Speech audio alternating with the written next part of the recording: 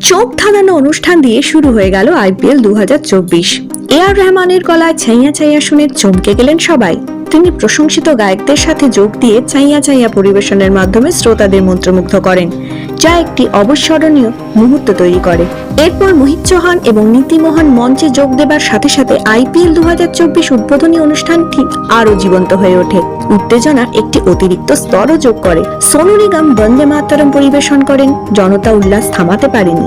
Sonu Nigam IPL 2024 উদ্বোধনী অনুষ্ঠানে তার বন্দে মাতরম পরিবেশন করে দর্শকদের উল্লাস প্রকাশ করে দর্শকদের বিমোহিত করেন। শুধু তাই নয়, এরপর অক্ষয় কুমার এবং টাইগার শ্রফ নাচের ফ্লোর দখল করেন, প্রাণবন্ত রাত করে তোলেন অনুষ্ঠানটি। এছাড়াও জয় জয় শিবশঙ্করের টাইগার শ্রফের উদ্দামী পারফরমেন্স শ্রোতাদের মুগ্ধ করে এবং অক্ষয়ও পা মেলান শয়তান কা শালা গানে। বন্ধুরা, আইপিএল এর আপডেট পেতে ভিডিওটি লাইক করুন, কমেন্ট করুন এবং চ্যানেলটি সাবস্ক্রাইব করুন। ধন্যবাদ।